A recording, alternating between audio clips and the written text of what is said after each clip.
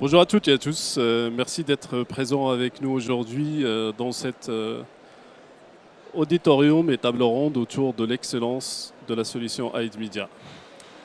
On aura avec nous en présence aujourd'hui deux présentateurs, Ghislain Boisseau, responsable produit de la solution, et on aura aussi l'occasion d'avoir un retour d'expérience du CHU d'Amiens, présenté aujourd'hui par Jacques Delamarre, responsable parcours passion. Je te laisse présenter rapidement Ghislain et après Jacques. Oui, alors j'allais dire, on aura trois présentateurs, parce qu'il y a toi aussi, Salah Merci. Narvala. Donc Ghislain Boisseau, je suis responsable de la solution Aid Media, côté produit. Donc moi je suis Jacques Delamarre, je suis responsable du secteur parcours patient. Non, ça marche pas, si. Du secteur parcours patient au CHU d'Amiens. Donc j'ai repris le projet Aid Media au CHU, on va dire en cours de route, et je suis aujourd'hui responsable du déploiement de la solution sur tout le CHU. Voilà. Très bien. Merci beaucoup. Je vous propose aujourd'hui de commencer avec une présentation générale de la solution Aid Media, mais surtout aussi de parler des points sur lesquels en fait s'appuie la solution Aid Media et les problématiques surtout en fait qu'on retrouve au sein des établissements santé avec lesquels en fait notre solution Aid Media Healthcare Content Management peut y répondre.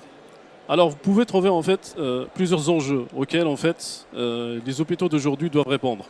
Les premiers, c'est le vrac numérique. Qu'est-ce qu'on fait en fait de l'ensemble de la documentation qui est produite au fur et à mesure des différentes solutions SIH, des documents papier qui sont produits au fur et à mesure aussi du passage du patient, que ce soit venu produit à l'intérieur de l'établissement ou bien des documents qu'on va récupérer au fur et à mesure des passages des patients.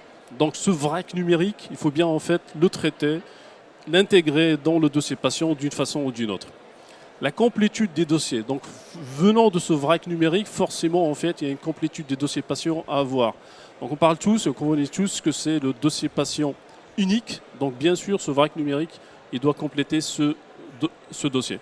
Le partage de l'information au sein d'un CH ou bien au sein d'un GHT. Plusieurs patients passent par plusieurs hôpitaux au sein d'un GHT, au sein d'un hôpital. En fait, chacun des passages, chacun des séjours va produire de la documentation. Donc ce partage qui permet en fait d'avoir une complétude de dossier, il faut bien en fait le partager et le centraliser dans une solution qui va permettre par la suite de le communiquer aux différents utilisateurs d'un DPI ou de toute solution en fait au sein de l'établissement santé.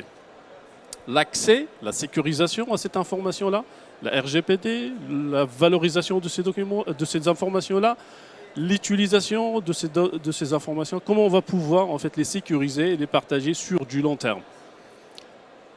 Bien sûr, une des questions que le CHU d'Amiens va nous expliquer aussi tout à l'heure sur son retour d'expérience, ce vrac numérique, cette documentation, ça génère des dizaines et dizaines de kilomètres linéaires de stockage au sein des établissements de santé avec des problématiques logistiques de consommation d'énergie, de communication d'un point A à un point B, le dossier patient est présent à un service précis, du coup on ne peut pas aller le consulter dans un autre précis. Toutes ces problématiques-là, en fait, ils sont à traiter au fur et à mesure des passages des patients. Conservation et valeurs probantes. Donc bien sûr, vous connaissez tous le vademecum de l'ANS qui est sorti il y a 2-3 ans maintenant sur les préconisations pour rendre un dossier patient électronique ou physique à valeur probante, qui sont les préconisations et qui sont les prérequis techniques à mettre en place afin de garantir cette valeur probante sur du long terme. Et aussi, le dernier point, l'exploitation de ces données. C'est des dizaines et dizaines de données en fait qu'il faut exploiter, on a l'habitude de mettre de côté parce qu'on n'avait pas en fait les mécanismes nécessaires derrière pour venir exploiter ces données patients qui sont de dossiers physiques depuis des dizaines d'années. Quels sont les mécanismes qu'on peut trouver derrière pour les exploiter? De deux façons qu'on va présenter tout à l'heure par nos équipes. La première, c'est une exploitation standard, on va dire, avec l'application des mécanismes de sérialisation directe de contenu, ou bien l'utilisation actuellement de l'IA, qui permet à partir de cet entrepôt documentaire dans lequel on a stocké des dizaines et dizaines de dossiers patients historiques, de les exploiter d'une façon beaucoup plus précise et beaucoup plus générative. Donc rapidement, qu'est-ce que c'est Aid Media? Aid Media, c'est une solution qu'on appelle HCM, Healthcare Content Management, qui va en fait centraliser l'ensemble des données et des documents non structurés venant de plusieurs en fait, producteurs internes au sein d'un SIH, au sein d'un GHT, au sein d'un CH. Les dossiers patient, médical patient, en fait, que les produits qui vont être produits au sein d'un dossier patient quotidiennement, mais aussi pas que. Aussi, en fait, on va générer et stocker aussi toute la documentation qui peut venir d'un système générant de l'imagerie, mais pas que aussi, venant aussi des différentes applications qui sont produites au sein du CH hors clinique, RH, finance, gestion, etc., etc., qu'on va stocker dans des silos bien différents, bien distincts, de dossiers patients pour avoir des silos bien distincts. Et aussi tous les systèmes administratifs. Donc c'est un entrepôt documentaire qui va en fait par silo stocker ces informations, les rendre disponibles à la consultation par les médecins, par les utilisateurs finaux, que ce soit aussi les archivistes, pour qu'on puisse les rendre exploitables directement depuis le DPI ou bien depuis un accès direct à cette application. Bien sûr, en respectant les droits des utilisateurs, le droit d'accès à tel document, selon les autorisations, selon les Active Directory, selon les autorisations que vous avez en interne pour qu'on puisse les exploiter. Et dans ce cadre-là, on va venir répondre à plusieurs cas d'usage. À partir de cet entrepôt documentaire, le cadre d'usage le plus commun qu'on va trouver, c'est on a des documents qu'on a produits au sein de notre DPI, on va les transférer dans cet entrepôt documentaire. Cet entrepôt documentaire va pouvoir mettre à disposition ces documents H24, 7 jours sur 7, à l'ensemble des différents utilisateurs au sein d'un établissement ou bien au sein des établissements d'un GHT. Aussi les partager d'une façon ou d'une autre par envoi sécurisé ou bien par un accès direct via des autorisations qu'on va donner en fait à différents utilisateurs.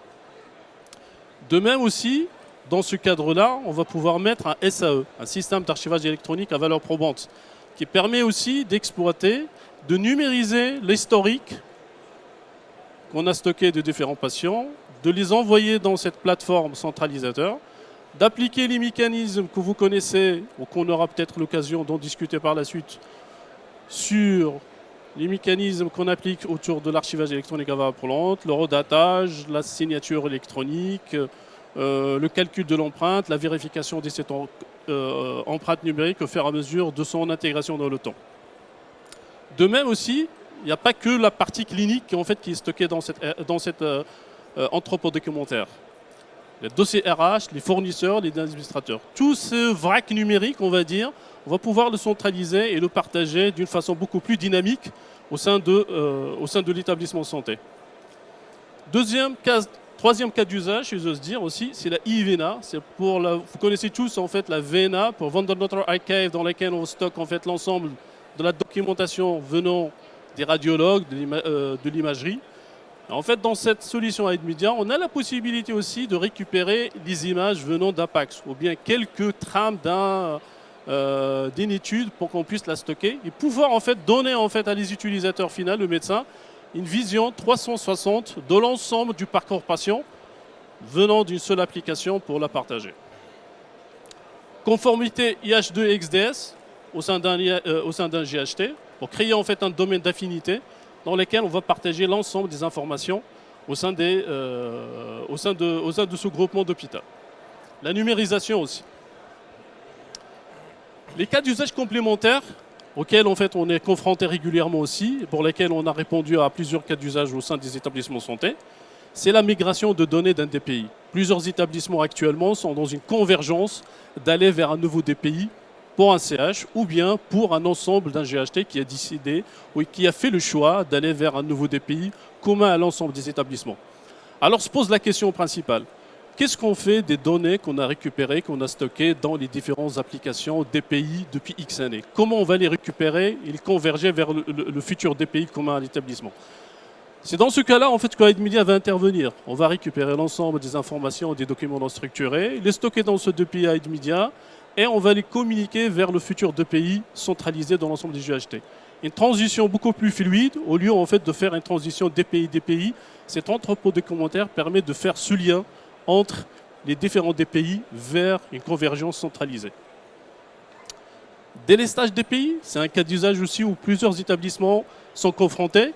Les performances des DPI sont amoindries au fur et à mesure qu'on stocke des données non structurées. Depuis maintenant une dizaine d'années qu'on a commencé à installer des DPI au sein des établissements français. Cette base de données se remplit avec ces données non structurées. Les performances sont amoindries. La consultation du moindre document devient quelque chose de très difficile pour afficher. La solution en fait avec Aidmedia se résume à envoyer, renvoyer l'ensemble de cette donnée non structurée dans le DPI et demander au DPI par la suite de supprimer pour alléger cette base de données et améliorer ses performances. Le dernier cas d'usage auquel en fait, on utilise aussi Aidmedia pour plusieurs établissements, c'est d'utiliser Aidmedia comme solution de PCA, plan de continuité d'activité du DPI. Comment on l'utilise? Étant donné en fait dans la phase de délestage et flux continu, on continue à envoyer ces documents non structurés dans cet entrepôt documentaire. Si le DPI principal ou l'ensemble des établissements en fait, est sous une cyberattaque ou pour une montée de version majeure du DPI, en fait, on aura en fait, dans Aidmedia en miroir tout ce qu'on a produit comme document depuis le DPI ou toutes les autres applications. Donc on peut accéder en fait, à ce contenu patient indépendamment du DPI, prendre en charge notre patient et une fois en fait, que la problématique dans le DPI ou bien au sein du SCH est résolue, en fait, on peut par la suite mettre en place ce plan de reprise d'activité en remettant en place les documents qu'on a produits dans cette phase intermédiaire aussi via de la numérisation et qui va remonter aussi l'information vers le DPI. Donc ça permet de répondre à deux problématiques majeures, si j'ose dire, le PCA et le PRA aussi par la suite. Et de cette façon-là, en fait, visuellement, on a un DPI qui a produit de la documentation venant de façon numérique, natif numérique, ou bien qu'on a numérisé. On a aussi des solutions radiologiques qui ont produit des images de DICOM ou non DICOM venant de ces applications. On a aussi des applications RIS ou LIS qui a produit de la documentation.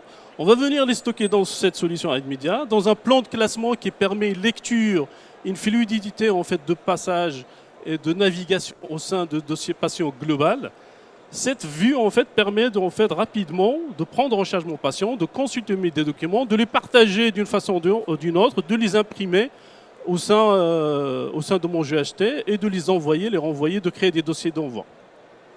Cette navigation aussi, je peux en fait l'intégrer d'une façon beaucoup plus native dans le DPI. Je renvoie les liens de ces pointeurs vers le DPI pour en fait mon patient, mon utilisateur médecin habituel n'a pas à changer d'application et d'aller naviguer dans cette application-là. D'une façon très transparente, il clique sur le document. En fait, ça va s'ouvrir dans son DPI, mais en fait, initialement, le stockage de cette documentation, il est dans le DPI. Pour des raisons, lorsque je suis en mode PCA, je peux accéder aussi à ce DPI, à ce entrepôt documentaire, depuis mon client web pour naviguer, prendre en charge mon patient, numériser par la suite en cas de reprise d'activité et le Aidmedia va se charger par la suite de renvoyer les liens de ce document-là dans le DPI. Donc ça évite en fait de faire le travail deux fois en travaillant initialement sur cette version électronique initiale. Alors, on va passer à quelques nouveautés sur Aidmedia. Donc je regarde un petit peu le temps, ça va, on n'est pas trop mal, on est bien. Premier point, l'intégration avec l'intelligence artificielle. Donc, intelligence artificielle, on en parle partout. Le sujet est qu'est-ce qu'on va pouvoir faire avec l'intelligence artificielle dans Aidmedia avec les données. Un premier point, il y a eu hier un atelier sur l'offre IA de Daedalus et entre autres tout ce que l'on peut faire autour des données que l'on peut récupérer, que l'on peut partager, que l'on peut utiliser. Le point spécifique pour Aidmedia ici, c'est en fait de fournir, d'être une base, un concentrateur de documents, fournir à l'IA afin qu'on puisse traiter ces données-là, traiter ces documents, puisque la grosse partie, majorité, je dirais, de l'information provient de documents, même s'il y a aussi des données structurées. Mais il y a toute une sorte de pool de documents qui viennent soit des documents envoyés, reçus, comme disait Saladin, via interface, ou des documents tout simplement scannés, puisqu'il y a encore beaucoup de documents papier. Et on peut parler de documents papier relativement récents, de 1, 2, 3 ans. L'historique, peut-être qu'il y a un intérêt, mais bon, ça c'est un peu un autre sujet. En tous les cas, l'idée ici, très clairement en quelques mots sur cette slide où on voit différents composants. C'est avant tout Aidmedia comme plateforme qui permet de centraliser de façon je dirais, relativement simple avec des flux d'interface normés ou non, donc un peu un côté couteau suisse pour récupérer des documents de différents applicatifs dans un GHT, d'un hôpital, de plusieurs hôpitaux. Et à partir du moment où ces documents sont stockés dans Aidmedia, on a tout un mécanisme qui fonctionne en lien avec le CDR, le Clinical Data Repository, que l'on propose chez Daedalus ou autres en fait, et qui vont permettre déjà de transformer ces documents en ressources FHIR et de pouvoir exploiter ces ressources FHIR alors via des solutions NLP bien entendu, via des tagging, des détections de thèmes, de sujets spécifiques et puis ensuite pouvoir mettre à disposition de différentes plateformes d'analyse. Alors on a Cleanalytics, on a T4C, donc Cleanalytics c'est plutôt de la BI/BA, donc de l'analyse de données, et T4C ça va vraiment être un mécanisme, un module qui va permettre de soit rechercher ou utiliser des données pour faire de la recherche clinique, pour trouver des cohortes de patients, ou alors pour les hôpitaux de partager vers d'autres hôpitaux, d'autres sites ou éventuellement l'industrie pharmaceutique ces données qui auront été captées et capturées au début. Et donc voilà, en résumé, Aidmedia c'est vraiment une source, un couteau suisse qui va permettre de récupérer les données de différents applicatifs qui ne seraient peut-être pas à même de transformer des documents en ressources FHIR pour pouvoir les utiliser par la suite. Alors ensuite, l'IA dans Aidmedia, deuxième cas d'usage. Voilà. On intègre l'IA dans Aidmedia plus pour un côté utilisateur. Donc les utilisateurs d'Aidmedia, alors ça peut être les médecins, les infirmières, les secrétaires médicales, les archivistes bien entendu, afin de rendre l'accès au dossier patient plus simple, plus ergonomique. Donc Saladin a montré tout à l'heure en introduction, on a une différente vue, on peut regarder en fonction de répertoire, de sous-répertoire, etc. Là, l'idée, ce qu'on est en train de faire, c'est premièrement amener une vue en fonction d'une ligne de vie, donc il y a quelque chose d'assez ergonomique qui permet de scroller assez facilement dans le dossier patient. C'est un premier point. Le deuxième point, l'IA va nous permettre de détecter les documents et surtout les sujets qui sont liés aux documents, les différentes entrées, c'est-à-dire est-ce que ce document traite d'allergies, de prescriptions médicamenteuses, de compte rendu de médecins. Et donc c'est vraiment l'IA qui va aller chercher ces terminologies et pouvoir les extraire et éventuellement après s'en servir pour d'autres applications telles que le codage des actes ou autres. Donc là c'est l'IA dans Aidmedia va analyser le contenu d'Aidmedia pour en sortir de l'information, mais dans Aidmedia à proprement parler. Et le troisième cas d'usage, je dirais assez classique que l'on voit partout, mais qui a son idée, c'est vraiment l'intégration d'un chatbot, donc tel qu'on le connaît, le ChatGPT et le chat de Mistral AI par exemple. Et donc on va proposer à l'utilisateur d'avoir un chatbot, donc un petit robot avec lequel on va pouvoir poser des questions, qui va être le résumé d'un document, le résumé du dossier patient, demander si le patient a eu telle maladie, si le patient est allergique à telle ou telle molécule ou médicament. Et donc c'est tout simple, hein, il y a une petite barre en bas à droite et l'IA va chercher dans Aidmedia, dans le dossier patient d'Aidmedia spécifique ou dans un document ou un groupe de documents, les informations et les afficher sous mode conversationnel. Donc ça, et alors ce qui est intéressant, alors, sur un marché tel que la France, c'est que franco-français, mais on a des clients aussi au Luxembourg qui est multilingue. Donc en fait, on peut poser à l'IA une question en français sur un document en allemand, il répondra en français ou en anglais, etc., etc. Donc il sait de façon automatique, sans avoir rien à changer, gérer la langue ou traduire un document tout simplement. Voilà. Donc ça, c'était la partie IA. Le but, c'est de permettre aux médecins d'aller très vite sur la consultation d'un dossier patient en ayant ce résumé des dossiers patients au lieu de scroller sur des dizaines et des dizaines des pages et des pages de dossiers patients. Ce chatbot permet d'avoir un résumé efficace, rapide. Exactement. Bien sûr, le médecin il aura toujours l'opportunité derrière d'aller vérifier, discuter et vérifier par lui-même la véracité de ces informations-là. Mais c'est de faire gagner du temps au personnel soignant. Allez. Avançons. Alors, l'autre sujet, ça l'a dit, on en a parlé un petit peu, c'est comment Aidmedia peut servir comme plan de continuité et de reprise d'activité. Donc le cas, c'est quel est le principe, quels sont les sujets. Pour nous, le grand point, le point le plus important, c'est d'avoir une solution qui permet d'anticiper l'indisponibilité de l'activité et du DPI. Ce n'est pas lorsque le DPI ne marche plus qu'il faut chercher une solution. Il faut l'anticiper, donc il faut préparer cette indisponibilité. Et l'idée, c'est de positionner AdMedia, là encore, comme concentrateur de documents, alimenter AdMedia au fur et à mesure des passages des patients, de la production documentaire. Donc, quelque part, sécuriser cette production documentaire dans AdMedia, qu'elle ne reste pas uniquement dans le DPI, mais qu'il y ait aussi une copie en document PDF non modifiable dans AdMedia, qui sont bien entendu documents qui sont classés, indexés au niveau des dossiers patients. Et l'idée est de se dire, si le DPI est indisponible, eh bien, il y a un accès spécifique à AdMedia, qui est une autre solution, via une autre interface utilisateur, qui peut être stocké dans le cloud et donc qui profite d'autres solutions de protection.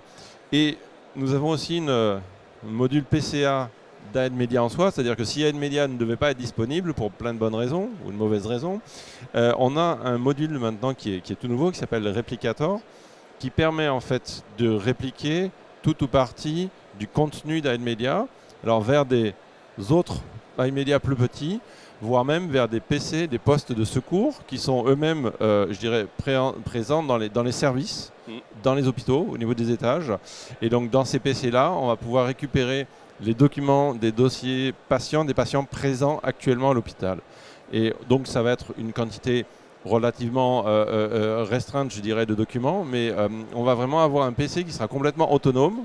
On n'aura pas besoin de lien vers un annuaire centralisé, on n'aura pas besoin de réseau. Alors on a besoin d'un peu d'électricité dans la batterie pour accéder au PC, mais c'est le minimum. Et donc ces documents-là seront présents. Ils sont bien entendu cryptés.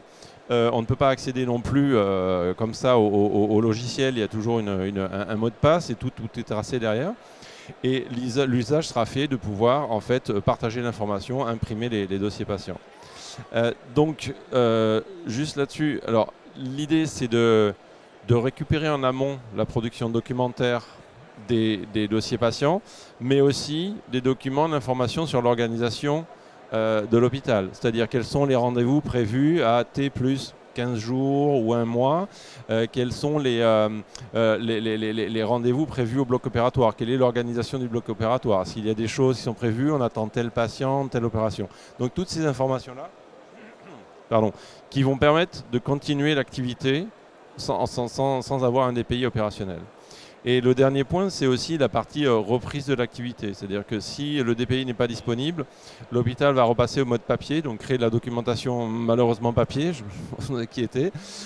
Donc l'idée ici, c'est de dire, AdMedia fonctionne toujours, ces documents papier, eh bien, on peut les scanner au fur et à mesure qu'ils sont produits dans AdMedia, donc réindexer un patient. Et lorsque tout le mécanisme remarchera, eh bien, cette indexation, ces documents-là seront de nouveau visibles dans le DPI sans qu'il y ait à faire des manipulations supplémentaires. Donc c'est vraiment pour assurer cette continuité de soins. Ensuite, vas-y. Donc alors là, c'est juste un... Bon, on pourra en parler après sur le stand, c'est un peu une architecture de dire on a le DPI ou différents types de logiciels qui alimentent un AdMedia principal qui contient toutes les données. Et après, on va avoir des nœuds de réplication. Donc on va pouvoir dire on réplique une partie d'AdMedia pour tous les patients, certains types de documents ou certains patients. Et puis après on va pouvoir dispatcher encore de façon plus granulaire ces nœuds. Alors ces nœuds, c'est concrètement une installation AdMedia que l'on peut retrouver sur un autre site, sur un site distant, dans le cloud, sur plusieurs sites. Et puis de ces nœuds-là, on va pouvoir avoir accès à des postes, des PC de secours. Idéalement, on voit un PC de secours par service ou par unité de soins où on va retrouver tous les patients, on sait les identifier à leur unité de soins que l'on récupère comme information depuis la gestion administrative.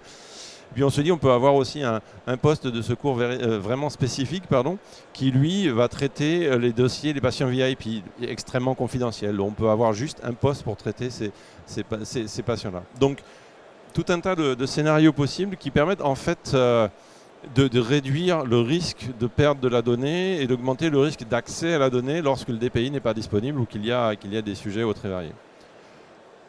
La suite, oui, si tu veux prendre. Alors, je regarde la montre, on a un quart d'heure à peu près, donc avec Jacques, donc, 3 minutes.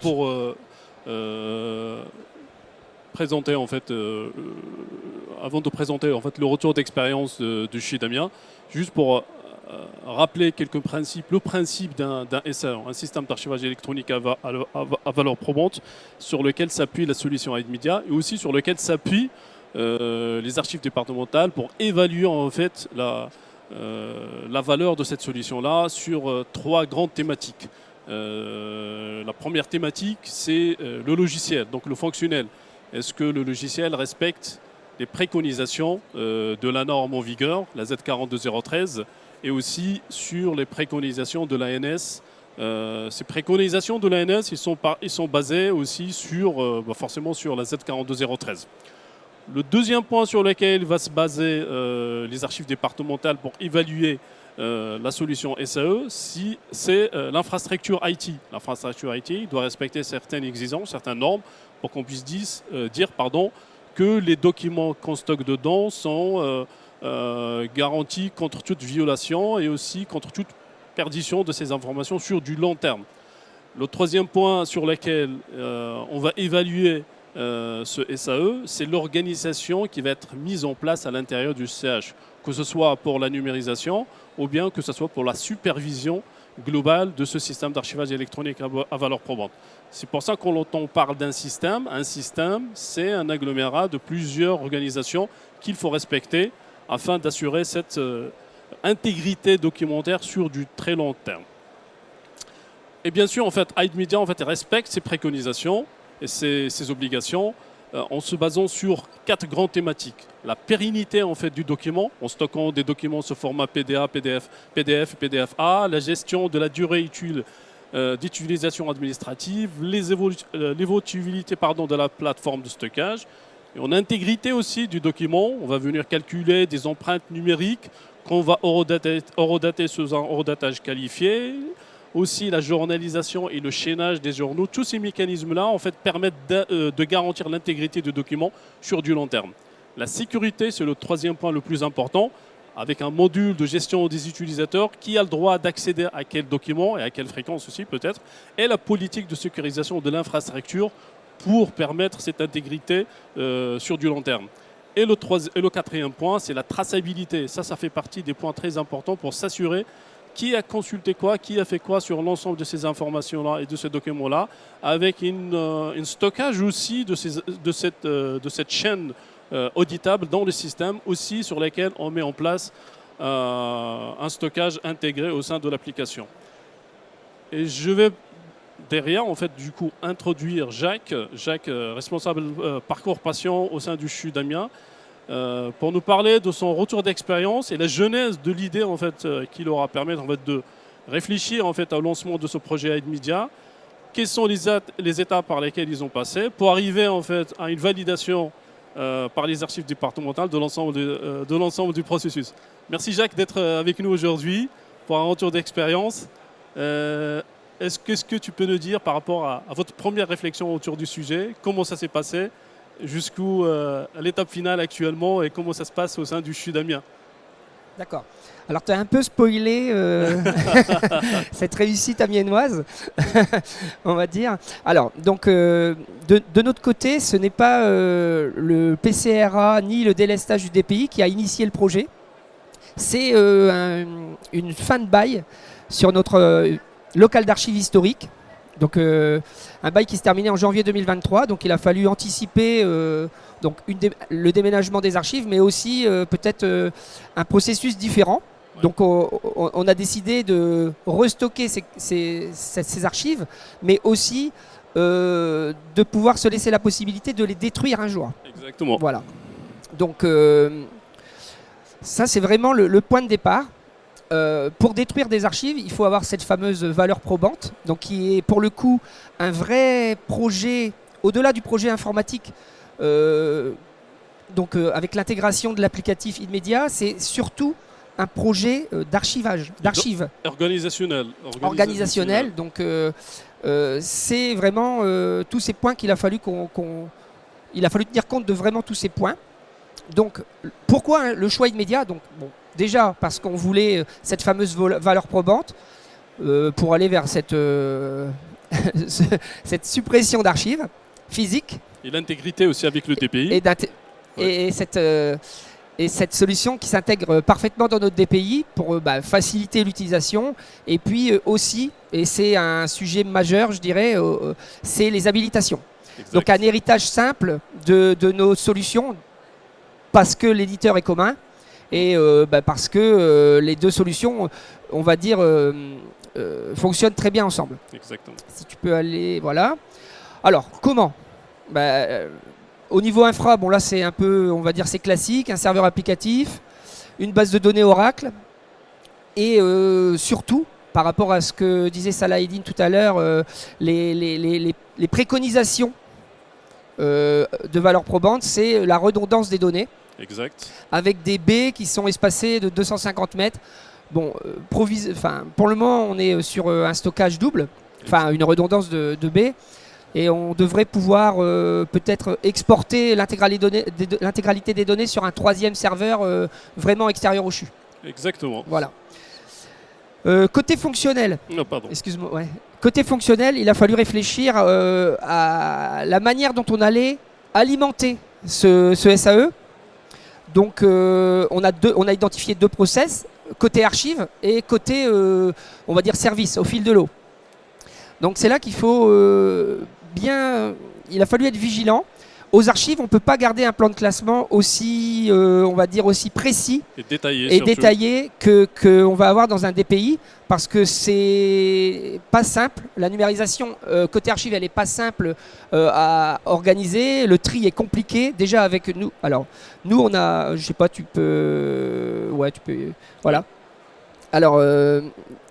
Voilà, le plan de classement simplifié. Pourquoi un plan de classement simplifié ? Je vais remonter.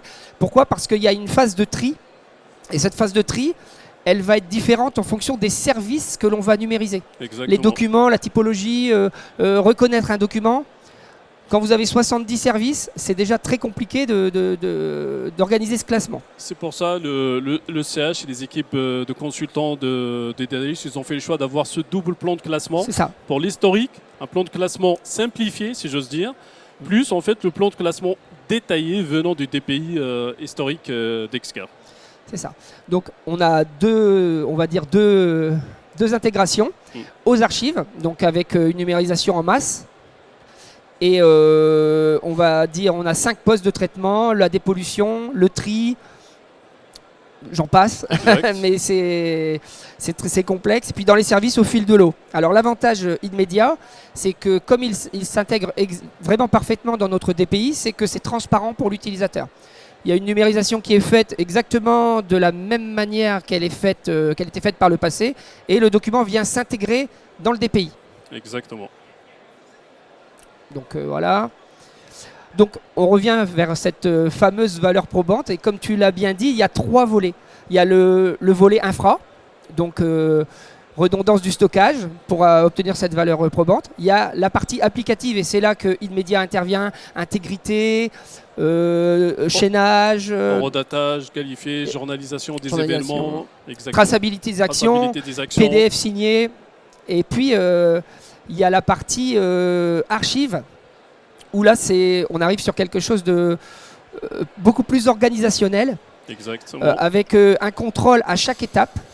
Et c'est quelque chose de difficile à mettre en place, c'est long. Au CHU d'Amiens, on a fait le choix de vraiment valider, contrôler unitairement chaque document numérisé. Donc c'est quelque chose qui ralentit peut-être notre numérisation, mais en tout cas on est sûr d'être exhaustif par rapport au nombre de documents scannés et à ce qui est vraiment intégré dans InMedia. Voilà. Et dans le DPI. Ce qui nous a amené à la validation par les archives départementales à d'autres process qui a été validé à valeur probante. C'est une victoire.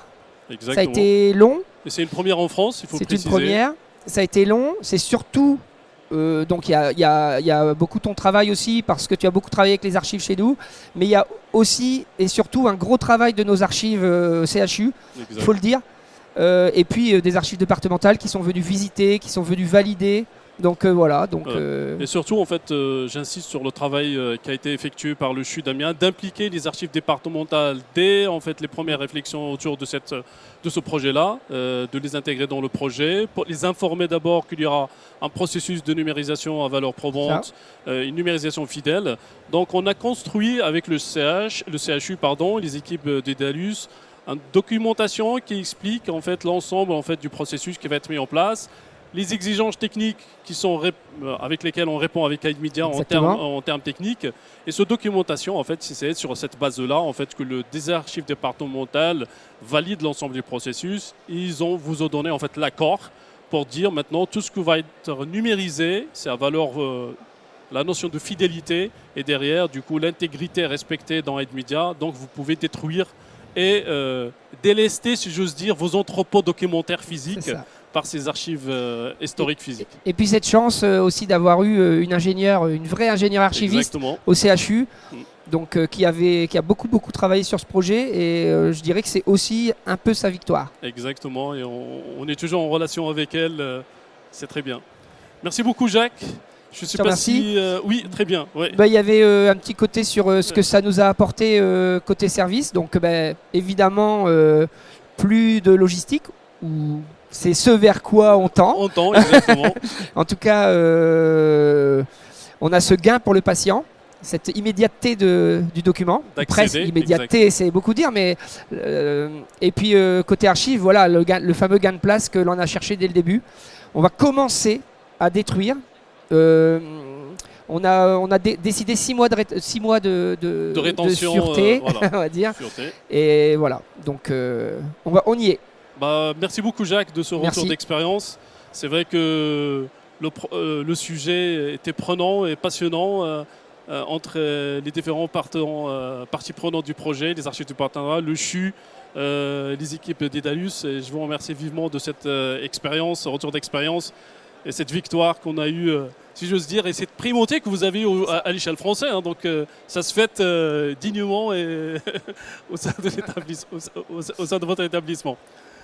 Merci à tous. Donc si vous avez des questions, des interrogations, n'hésitez pas à nous les poser là, ou bien de venir nous voir au stand à côté. On sera ravis de vous accueillir, de répondre à vos différentes questions et interrogations avec grand plaisir, que ce soit moi ou Ghislain ou Jacques, pour donner encore beaucoup plus de précisions sur son retour d'expérience. Merci à vous. Merci Ghislain. Merci Jacques. À vous. Merci Jacques.